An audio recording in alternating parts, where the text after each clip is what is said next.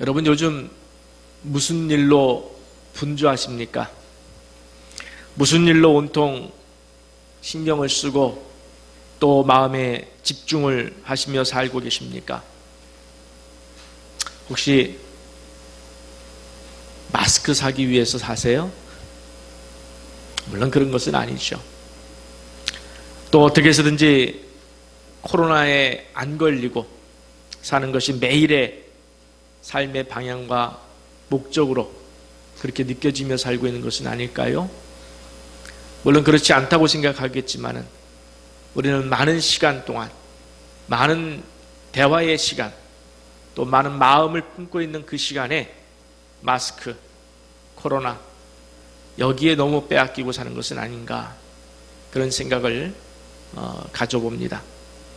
요즘 저도 도대체 제가 무엇을 위해서 살고 있나 그런 생각이 들었던 때가 있었습니다.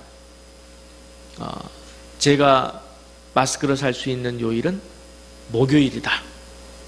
잊어먹지 말아야 되겠다. 그래서 목요일에 가서 마스크를 샀습니다. 또 모임에 가려고 급하게 뛰어나가다가 아차 마스크 하고 다시 돌아와서 마스크를 챙겨나가고 바깥에 나가면 또 의도적으로 많은 사람들 모인 곳에는 안 가려고 하고 또 손잡이라든지 어떤 것도 안 잡으려고 하고 또 카톡이고 문자고 뉴스고 계속해서 쉴 새 없이 쏟아지는 이러한 코로나에 대한 정보들 여기에 나도 모르게 신경을 빼앗기고 마음을 빼앗기고 삶을 빼앗기고 피로감에 지치고 그렇게 살고 있는 것은 아닐까? 내가 지금 무엇을 위해 사는 거지? 하는 그런 마음이 불현듯 들어왔습니다. 그러면서 너희는 먹든지 마시든지 무엇을 하든지 하나님의 영광을 위하여서 살라고 하신 그 말씀을 다시 한번 여러분과 함께 내 삶의 목적과 방향으로 붙잡고 싶어서 오늘 말씀을 여러분에게 증거하려 합니다. 하나님께서 모든 만물을 창조하셨고 지금도 통치하시고 계신 줄 믿습니다. 그런데 아담이 죄를 지은 이후에 죄에 대해 속죄의 제사 없이는 하나님 앞에 나아갈 수 없게 되었습니다. 하나님께서는 이스라엘 12지파 가운데 레위지파 그 가운데서도 아론의 가문을 구분해서 온 백성을 위한 이스라엘을 위한 제사장으로 삼았습니다. 그런데 제사장이 백성을 위하여 제사를 드리기에 앞서서 반드시 행해야 하는 일이 있었습니다. 그것은 바로 자신을 위한 속죄제 제사였습니다. 왜냐하면 정작 다른 사람을 위하여 제사를 지내는 제사장이 자기의 죄에 갇혀 있어서 어떻게 하나님께 나아갈 수 있습니까? 그렇죠? 내가 죄인이면 하나님께 나아갈 수 없는데 내가 죄를 안고서 다른 사람의 죄를 속죄한다는 것은 있을 수 없습니다. 그래서 다른 사람의 죄를 속하는 대속의 제사를 대신 드리기 위해서는 먼저 제사장이 자기를 속하는 제사를 드려야만 했습니다. 그래서 대제사장 되신 우리 예수님께서도 히브리서 7장 27절에서 이렇게 밝히고 있습니다. 한번 같이 보겠습니다. 그는 저 대제사장들이 먼저 자기 죄를 위하고 넘겨주세요. 다시 한번 읽습니다. 그는 저 대제사장들이 먼저 자기 죄를 위하고 다음에 백성의 죄를 위하여 날마다 제사 드리는 것과 같이 할 필요가 없으니 이는 그가 단번에 자기를 드려 이루셨음이라. 먼저 자기 죄를 위하고 라고 했습니다. 구약의 제사장은 날마다 먼저 자기 죄를 위하여 제사를 지내고 다음에 백성을 위하여 제사를 지내야 했음에 자기도 죄에 갇혀 있었기 때문에 그래요. 자기도. 반면에 대제사장 되신 예수께서는 십자가 제사를 지내실 때에 그럴 필요가 없었어요. 자기를 위하여 제사 드릴 필요가 없이, 왜? 예수님은 죄가 없으셨기 때문에 그렇습니다. 그래서 두 번 드릴 것을 자기를 위하여 드리고 백성을 위하여 드릴 수 있는 두 번 드릴 제사를 단번에 한 번에 백성을 위하여 드렸다 하는 이야기가 히브리서 7장 27절 이야기예요. 그렇다면은 제사장이 자기 죄를 용서받기 위해서 드려야 되는 그 제사의 내용, 그 제사의 모습은 어떤 모습이었을까요? 좀 길지만 레위기 1장 3절에서 9절 말씀을 통해서 일반적인 제사의 모습을 한번 여러분과 함께 들여다보고 싶습니다. 제가 읽겠습니다. 그 예물이 소의 번제이면 흠 없는 수컷으로 회막문에서 여호와 앞에 기쁘게 받으시도록 드릴지니라. 그는 번제물의 머리에 안수할지니. 여기서 그는 제사를 드리러 온 사람이에요. 그는 번제물의 머리에 안수할지니 그를 위하여 기쁘게 받으심이 되어 그를 위하여 속죄가 될 것이라. 그는, 여기도 제사를 드리는 사람입니다. 여호와 앞에서 그 숫송아지를 잡을 것이요, 아론의 자손 제사장들은 그 피를 가져다가 회막문 앞 제단 사방에 뿌릴 것이며, 그는, 여기서 그도 제사를 드리는 사람입니다. 또 그 번제물의 가죽을 벗기고 각을 뜰 것이요, 제사장 아론의 자손들은 제단 위에 불을 붙이고 불 위에 나무를 버려놓고 아론의 자손 제사장들은 그 뜬 각과 머리와 기름을, 이 각을 뜨는 것도 제사를 드리는 사람이 각을 떠야 되는 것입니다. 제단 위에 불 위에 있는 나무에 벌려 놓을 것이며 그 내장과 정강이를 물로 씻을 것이요, 이 씻는 것도 제사를 드리는 사람 몫입니다. 제사장은 그 전부를 제단 위에서 불살라 번제를 드릴지니 이는 화제라 여호와께 향기로운 냄새니라. 아멘. 본문은 백성의 제사장에게 와서 드리는 일반적인 제사의 형식을 말하고 있는데, 저는 지금 앞에서 누구의 제사를 먼저 언급했습니까? 제사장의 제사를 언급했습니다. 네.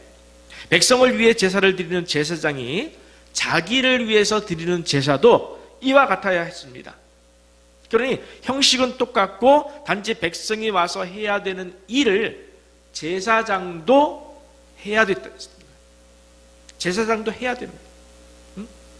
첫째, 제사에는 흠 없는 수컷으로 드려야 했는데, 제사 드리는 사람의 첫 번째 행위는 무엇이었습니까? 흠 없는 수컷의 제물 위에 안수하는 일이었습니다. 내가 제사를 드립니다. 제물 위에 안수를 합니다.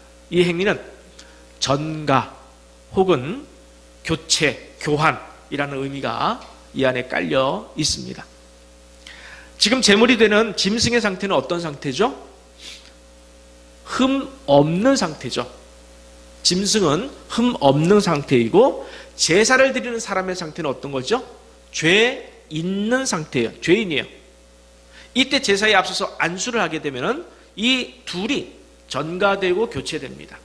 전가되고 교체돼요. 즉, 흠 없는 제물에 흠 없는 제물에 내 죄가 전가돼요. 내 죄가 전가되고, 그리고 죄인인 내게는 제물에 흠 없음이 전가돼요. 이해하시죠? 그래서 용서가 되는 거예요. 내 죄를 흠 없는 제물에 전가하고, 흠 없는 제물에 그 흠 없음이 내게로 와서 용서되고, 그것이 바로 안수의 의미입니다. 제물에 안수하는 행위는 사실 어렵지 않습니다. 그렇죠? 살아있는 제물이지만 그 위에 안수하면 되니까요. 그러나 그 다음 무엇을 해야 된다고 그랬죠? 짐승을 죽여야 했습니다. 누가요? 제사장이요? 아니에요. 물론 제사장이 제사장 스스로를 위하여 제사를 드리는 이야기를 제가 지금 하고 있기 때문에 이것은 제사장이 드려야 돼요. 죽여야 돼요. 그러나 일반적으로 제사 드리는 사람이 이 제물을 죽입니다. 어떻게 죽여야 할까요? 몇 가지 방법이 있지만 대표적으로 두 가지만 이야기하면 이마에 뾰족한 정 같은 거, 뾰족한 정이나 망치로 이마를 내리쳐서 그 소가 단번에 죽도록. 안 죽으면 어떻게 할까요? 또 때려서.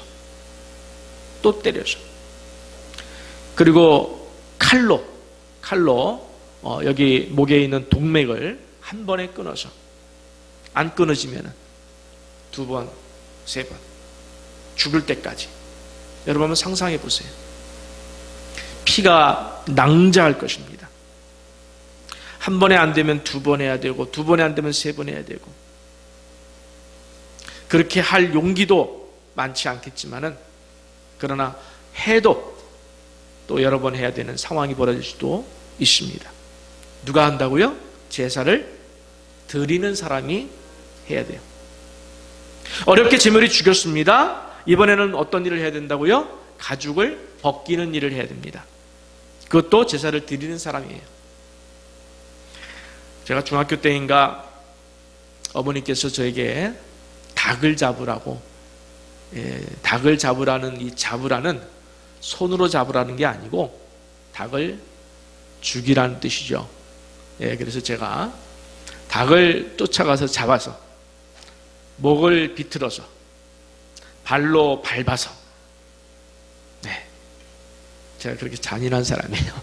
결국 그 닭을 죽인 적이 있어요. 근데 그 다음에는요, 어머니가 토끼를 잡으래요. 집에 토끼도 있었거든요. 근데 못했어요. 못하겠더라고요. 근데 어머니란 이름이 강한 것인지 아니면 여자란 이름이 참 무서운 것인지, 어머니는 직접 어머니가 하시더라고요. 그런데 그 다음에 가죽을 벗기더라고요. 토끼는 가죽을 벗겨내야 돼요. 매달아 놓고, 목을 나무에다 매달아 놓고 가죽을 이렇게 벗겨내시더라고요. 지금 저보고 하라고 해도 못할 것 같아요. 그냥 생각에 못할 것 같아요. 토끼 가죽도 벗기는데 어렵다고 못 벗긴다고 하는데 소 가죽을 벗기라니. 가죽을 벗기면 거기서 끝이 아니에요. 또 직접 각을 떠야 돼요. 각을 뜬다는 말이 뭐가요? 그 살을 다 해체해야 되는 거예요. 뼈와 살을 해체하는 거예요. 누가요? 제사를 드리는 사람이 해야 돼요. 제사를 드리는 사람이 토막을 내고, 그리고 그 내장을 다 꺼집어내서 물로 다 씻어야 돼요. 누가요? 제사를 드리는 사람. 여러분, 하나님께서는 왜 이 일을 그냥 제사장이 여러 번 하다 보면 도가 틀 거 아니에요. 제사장에게 맡겨버리지 아니하시고 이 일을 제사 드리는 사람에게 맡겼을까요? 왜 직접 하라고 그랬을까요? 여러분이 한번 직접 한다고 하면 생각을 해보세요. 그 자체가 참혹한 일 아니겠습니까? 왜 그것을 해야 되죠? 죄 때문에 해야 되는 거예요.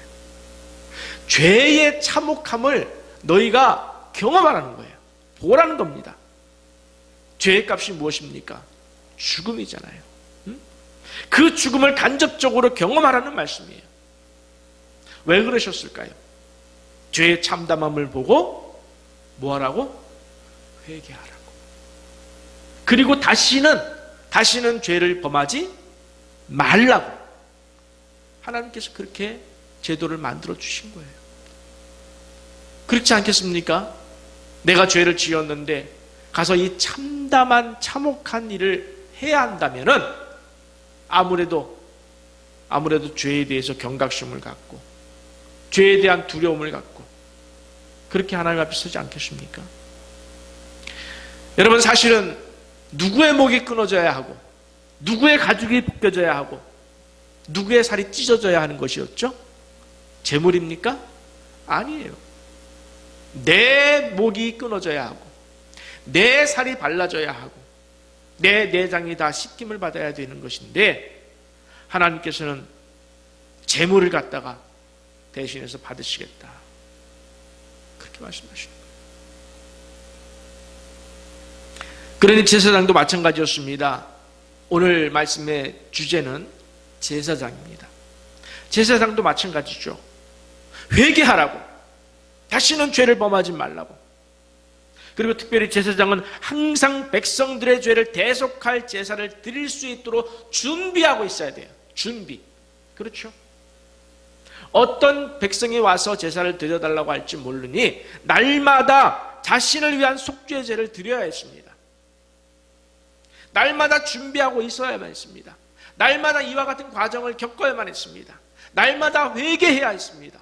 날마다 자신을 성결케 해놓고 준비하고 있어야 된다는 거예요, 제사장은. 제가 왜 제사장 이야기로 여러분과 말씀을 드리는가 하면은, 이스라엘 백성들의 속죄와 성결을 위하여서, 이스라엘 백성들의 속죄와 성결을 위해서 제사장이 있었다면 세상 모든 민족을 위한 제사장 나라가 있었습니다. 어느 나라입니까? 하나님께서 어느 나라를 모든 민족을 위한 제사장 나라로 삼으셨습니까? 이스라엘. 이스라엘을 모든 민족을 위한 제사장 나라로 삼으셨어요. 그런데 이스라엘이 이 제사장 노릇을 못한 것입니다.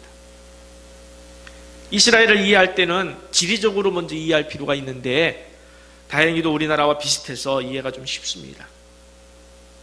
일본이 중국을 침략할 때에 어디를 발판으로 했죠? 조선을 발판으로 했죠. 우리나라를 발판으로 해서 중국을 갔습니다. 또 중국이 육로를 통해서 일본으로 갈 때는 우리나라를 거쳐가는 것이 쉽습니다. 그런데 지나가면서 그냥 지나갑니까? 아, 길만 좀 내주십시오, 우리가 지나가겠습니다, 이렇게 합니까? 아니죠. 뭔가 커다란 판이 서로 맞붙을 수밖에 없습니다. 두 나라가 부딪힐 수밖에 없고, 두 나라가 싸울 수밖에 없고, 이스라엘도 마찬가지였어요. 북방의 제국이었던 아수르, 바벨론, 페르시아, 그 제국들이 탐냈던 곳이 어디냐면 옛날에 찬란했던 문화의 중심지였던 이집트였어요. 항상 애굽, 거기를 탐을 냈습니다. 이집트는 이스라엘 민족이 볼 때는 우리처럼 일본 정도 되는 밑에 있는 그런 나라였잖아요. 애굽 입장에서도 항상 북방에 대한 세력을 넓히고 싶어 했습니다. 그래서 이 두 강대국 사이에 낀 나라가 누구냐? 이스라엘이었어요. 항상 이스라엘은 두 강대국들이 지나가는 통로였고 전쟁터였습니다. 전쟁터였어요. 근데 이렇게 강대국과 맞닥뜨릴 때는 두 가지 일이 일어날 수가 있습니다. 첫째로, 침략을 위해서 찾아온 이방 민족들에게 이스라엘이 강력한 신앙으로 하나님을 전할 수 있는 그런 절호의 기회로 삼을 수가 있었습니다. 이것이 바로 이스라엘을 온 민족의 제사장으로 삼으신 하나님의 뜻이었습니다. 둘째로, 반대로 이스라엘이 오히려 침략해온 이방의 우상에게 넘어갈 위험이 따르는 일이었습니다. 결과는 어땠을까요? 이스라엘이 야훼 신앙을 이방에게 전할 수 있는 기회로 삼았을까요? 아니에요.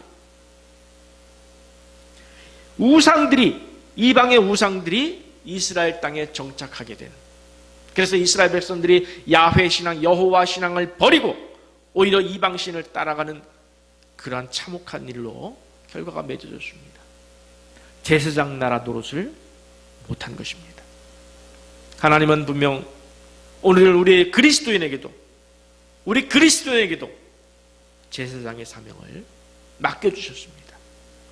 함께 마태복음 5장 13절에서 16절 말씀을 제가 봉독하겠습니다.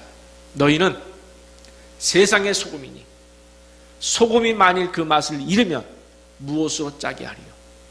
후에는 아무 쓸데없어 다만 밖에 버려져 사람에게 밟힐 뿐이니라. 너희는 세상의 빛이라. 산 위에 있는 동네가 숨겨지지 못할 것이요, 사람이 등불을 켜서 말 아래에 두지 아니하고 등경 위에 두나니 이러므로 집안 모든 사람에게 빛이 있느니라. 이같이 너희 빛이 사람 앞에 비치게 하여 그들로 너희 착한 행실을 보고 하늘에 계신 너희 아버지께 영광을 돌리게 하라. 아멘. 우리도 날마다 세상과 맞닥뜨리며 그 안에서 살아낼 때에 우리에게도 두 가지 일이 일어날 수 있어요. 우리에게도. 첫째는 소금과 빛이 되어서, 내가 소금과 빛이 되어서 세상이 우리의 착한 행실을 보고 세상이 하나님께 영광을 돌리게 할 수 있는 그런 역할을 할 수가 있습니다. 둘째로, 반대로 우리가 소금의 맛을 잃어버리고 세상에 착한 행실을 보여주지 못해서 하나님께 욕이 될 수도 있습니다. 우리가 세상을 만나면서 이 두 가지 일이 벌어질 수 있는 거예요. 여러분, 작금의 한국교회가 왜 욕을 먹고 있습니까? 우리가 제사장으로 사는 삶을 그들에게 보여주지 못했기 때문에 그래요. 그들에게 착한 행실을 보여주지 못했기 때문에, 그들에게 착한 행실을, 하나님의 선함을 우리가 보여주지 못했기 때문에, 말씀대로 살지 못했기 때문에, 그래서 그들이 한국교회를 손가락질하는 거예요. 제사장인 우리는 세상 사람들을 만나기에 앞서서 날마다 자기를 위한 속죄 제사를 드려야 해요. 여러분, 우리가 세상을 만나기 위해서는 날마다 나에 대한 속죄 제사를 먼저 드려야 그들에게 빛과 소금이 될 수 있다는 거예요. 이해하시겠죠? 날마다 내가 먼저 속해야 돼요. 내가 먼저 정결하게 되고, 내가 먼저 성결하게 되고, 내가 먼저 거룩하게 되고, 내가 먼저 하나님께 온전해서 내가 하나님을 만나는 데 있어서 아무런 제약이 없어야, 그래야 나를 통해서 세상 사람들이 회개할 수가 있는 거예요. 세상 사람들의 죄를 대신해서 제사를 올려드릴 수 있는 준비가 우리에게는 항상 되어 있어야 됩니다. 그런데 세상 사람들 눈에는 어떻게 우리가 보이고 있습니까? 특별해 보이지 않아요. 우리가 특별해 보이지 않는 거예요. 자기들과 구별되지 않습니다. 자기들이 볼 때 우리가 흠 없고 죄 없는 그런 제사장으로 보이지 않는 거예요. 흠 없는 어린 양으로 보이지 않는 거예요.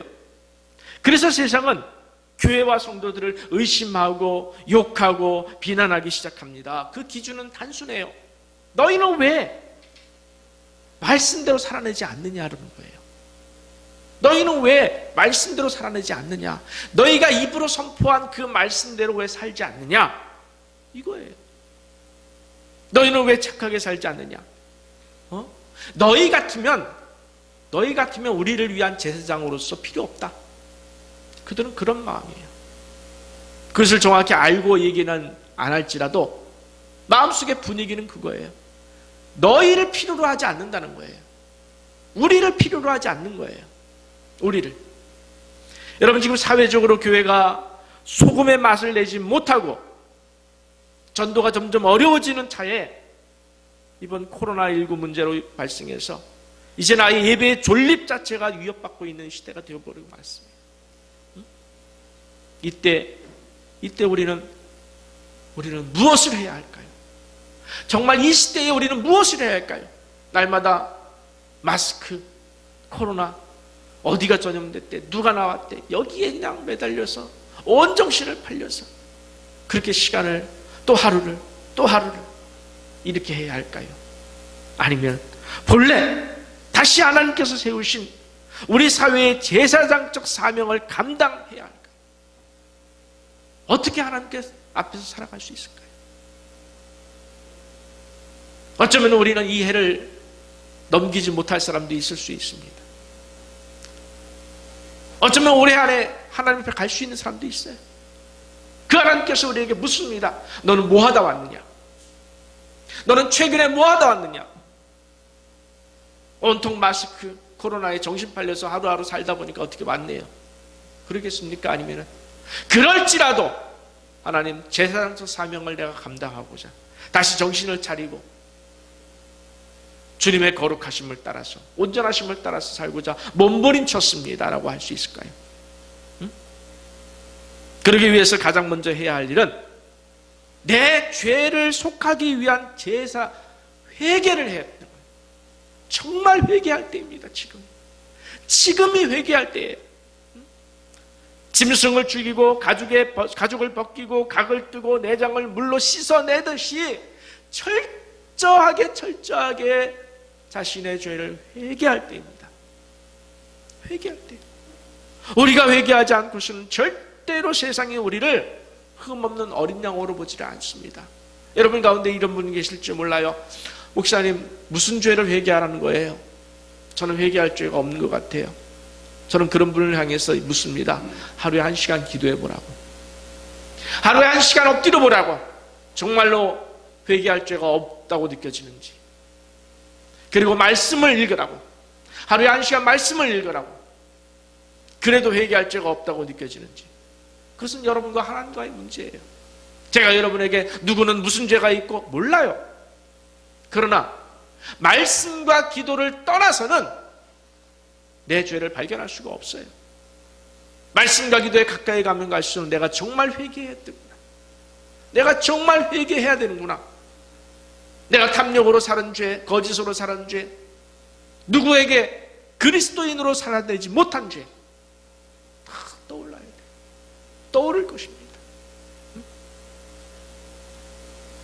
그리고 세상이 말하는 대로 성경대로 살아내는 모습, 착한 행실을 그들에게 보여줘야 합니다. 그들에게 보여줘야 해요.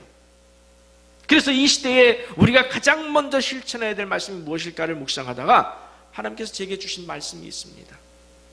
마태복음 5장 46절에서 48절 말씀까지 한번 같이 좀 보겠습니다. 제가 있습니다. 너희를 사랑하는 자를 사랑하면 무슨 상이 있으리요? 세리도 이같이 아니하느냐? 또 너희가 너희 형제에게만 무난하면 남보다 더하는 것이 무엇이냐? 이방인들도 이같이 아니하느냐? 넘겨주세요. 그러므로 하늘에 계신 너희 아버지의 온전하심과 같이 너희도 온전하라. 여러분, 우리가 세상 사람과 똑같이 물질과 명예와 권력에 집착하며 살아서는 결코 세상의 빛과 소금으로 살 수가 없어요. 제사장으로 살 수가 없습니다. 우리는 남보다 더해야 되는 거예요. 이방인보다 더해야 되는 거예요. 이방인보다 더해야 돼요. 그래야 눈에 띄는 거 아니겠습니까? 그래야 그들 사이에서 군계 일학처럼 눈에 띄어야 돼요. 여러분이 눈에 띄어야 됩니다. 주목받아야 됩니다. 여러분, 우리의 삶이 주목받고 인정받을 수 있어야 돼요. 그러기 위해서는 남보다 더해야 돼요. 남보다 더해야 돼요. 그래서 세상이 우리를 향해서 너희는 다르구나. 너희는 다르구나. 너희가 가진 그것이 무엇이냐? 라고 물을 때 우리는 하나님을 이야기할 수 있고 그들의 제사장 노릇을 할 수 있게 되는 줄 믿습니다. 함께 레위기 19장 9절에서 10절 말씀도 보겠습니다. 너희가 너희의 땅에서 곡식을 거둘 때에 너는 밭 모퉁이까지 다 거두지 말고 내 떨어진 이삭도 줍지 말며 내 포도원에 떨어진 열매도 줍지 말고 가난한 사람과 거류민을 위하여 버려두라. 나는 너희의 하나님 여호와이니라. 아멘. 여러분, 이 말씀에서 가장 중요한 말씀은 무엇일까요? 우리가 멋있어 보여. 곡식을 남겨두고 떨궈두고도 다시 찾으러 돌아가지 않아. 열매를 다 따지 않고 남겨둬. 무슨 까치만 남겨두듯이. 이게 중요합니까? 이건 겉으로 드러나는 행위일 뿐이에요. 왜 이것을 할 수 있고 왜 해야 되느냐? 내면에 무엇이 깔려 있어야 합니까? 다시 그 말씀 좀 열어주세요. 내면에 무엇이 깔려 있어야 됩니까? 10절. 나는 이 말씀을 하는 나는 너희의 하나님 여호와이니라. 나는 너희의 하나님 여호와이니라.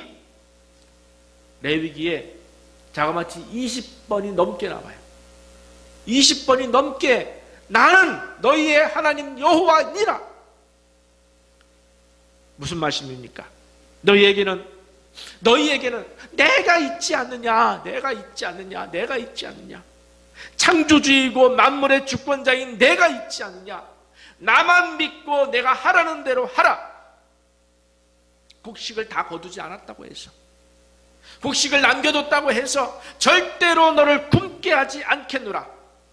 열매를 다 따지 않았다고 해서 너희에게 핍절하게 살도록 두지 않겠노라. 나는 네 하나님 여호와니라.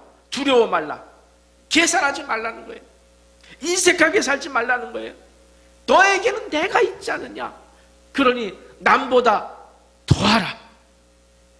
남보다 더하라. 우리에게는 한없는 보물창고이신 하나님이 살아계신 줄 믿습니다. 그분이 내 하나님이신 줄 믿습니다. 그래서 우리는 흘려보내도 우리는 핍절하지 않을 수 있고 우리는 가난하지 않을 수 있는 것입니다. 여러분, 이 코로나19 문제를 해결할 사람은 누구일까요? 여러분, 이 코로나19 문제를 해결할 사람은 누구일까요? 의사일까요? 감염학회 학장일까요? 저는 아니라고 생각합니다. 이 코로나19 문제를 해결할 사람은 우리입니다. 왜 우리인 줄 아십니까? 코로나 문제의 열쇠를 쥐고 계신 분은 누구이십니까? 하나님이십니다. 만물의 주권자 되신 하나님이 코로나19 문제를 쥐고 계십니다. 주권자 되십니다. 그런데 세상은 하나님께 기도하지 않습니다. 세상은 하나님을 찾지 않습니다. 그래서 그들을 통해서 이루어지는 것이 아니에요. 기도할 수 있는 사람들은 누구뿐입니까? 우리뿐이에요. 기도할 수 있는 사람은 우리뿐이에요. 왜냐하면 하나님이 우리를 그들의 제사장으로 삼으셨기 때문이에요. 그래서 우리야말로 이 코로나 문제를 해결할 수 있는 사람이라는 거예요. 우리가 기도해야 됩니다. 우리가 그 하나님을 만나야 됩니다. 이 모든 삶의 세상에 이 정황을 다 가지고 계신 주권자 되신 하나님을 우리가 만나야 돼요. 세상 사람들은 안 찾아요. 우리가 만나야죠. 우리가 찾아야죠. 그래서 부탁을 드립니다. 저를 비롯한 우리 교회가, 한국 교회가 회개의 제사를 먼저 올려드리시길 바랍니다. 정말 이번 기회에 내가 회개해야 되겠다. 정말 이번 기회에 회개해야 되겠다. 저는 개인적으로 그런 신앙을 하나 가지고 있습니다.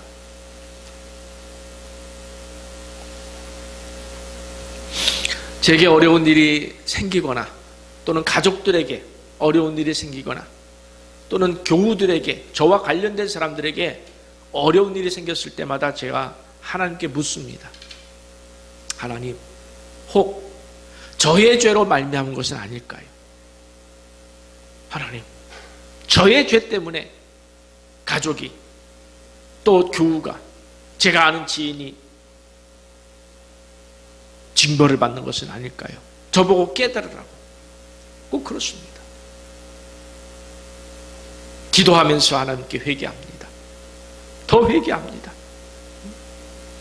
여러분, 이 작금의 시대에 우리가 가장 먼저 해야 될 것은 다 회개예요. 회개예요. 누구도 예외 없이 하나님을 만나기 위해서는 우리는 회개의 제사를 올려드려야 우리가 하나님을 만날 수 있고 이 문제를 하나님께 올려드릴 수 있지 않습니까? 흠없는 재물을 죽이고 가죽을 벗기고 각을 뜨고 내장을 발라내는 참혹함 속에서 우리는 회개하고 또 회개해야 될 줄 믿습니다.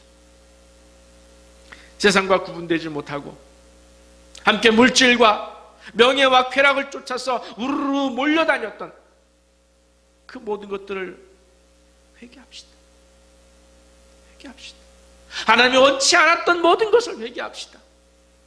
거짓과 탐욕의 종으로 살았던 것을 회개합시다. 하나님 말씀에 순종하지 못하고 목이 곧은 백성이요 완고한 백성으로 살았던 것을 회개합시다. 어쩌면 내 죄 때문에 하나님께서 이 징벌을 내리신 것은 아닐까라는 그런 두려운 마음을 우리가 가질 필요가 있어요. 우리 모든 그리스도인이. 한국교회는 교회 세습이라고 하는 엄청난 죄를 범하고 있습니다. 목회자만의 문제가 아니라고 생각합니다. 물론 목회자가 단호하게 결정을 내려서 세습하지 말아야 됩니다. 그런데 어느 교회는 이렇게 한다고 해요. 목사는 세습하지 않기를 원하는데 성도들이 원해서 한다. 근데 그것이 핑계는 아닙니다. 진짜 성도들이 원합니다. 왜 원하는지 아십니까? 평안하기 위해서. 교회가 무슨 기업입니까? 교회가 무슨 단체입니까? 그냥 편안하게 가기 위해서 다 회개해야 된다고 생각합니다. 왜? 하나님께 맡겨야 돼요. 다른 사람이 들어와서 리스크가 있는 그런 후임자, 그런 찾는 것보다는 어려서부터 봐왔던 목사 아들 세우는 것이 더 낫겠다. 사람의 생각이에요. 세상이 볼 때 적어도 지금은, 나중에 훗날은 어떻게 될지 모르겠습니다만 지금은 그것이 빛과 소금은 아니라는 거예요. 세상이 볼 때 우리가 제사장이 아니라는 거예요. 세상이 볼 때 교회를 칭찬하지 않습니다. 그렇다면 하나님께 묻고 또 물어서 그 길을 피해서 가야 되지 않겠는가. 이것이 저의 생각입니다. 여러분, 우리가 세상 사람들을 볼 때에, 세상 사람들이 나를 볼 때 정말 착하고 후하고, 그래서 베풀고 나누고 섬기면서 남보다 더 베풀고 섬기고 나누면서 살아내십시오. 남들보다 더하는 모습을 보여주셔야 돼요. 오직 하나님의 영광에만 집중하고 이 시대를 향하신 하나님의 뜻 앞에 엎드려 이 어려운 시대야말로, 예배드리기 어려운 이 시대야말로 더 내가 말씀과 기도를 더 많이 붙잡아야 돼요. 지난 시간에도 말씀을 드렸습니다만 여러분, 말씀을 보는 시간을 늘리셔요. 기도하는 시간을 늘리셔요. 예배드리는 시간을 늘리셔야 돼요. 왜? 우리야말로 하나님을 붙잡아야 되는 하나님의 자녀들이고 백성들이고 제사장이기 때문에 그렇습니다. 나만을 위해서가 아니라 교회를 위하여서, 아니 전 세계 사람들을 위하여서 내가 먼저 엎드려서 기도하고, 그래서 우리가 다 이해할 수는 없지만 하나님의 깊으신 경륜 속에서 일어나는 이 심판과 보호의 질병 앞에서 우리부터, 나부터 제사장적 사명을 감당해내는 여러분 모두가 되시기를 간절히 축원합니다.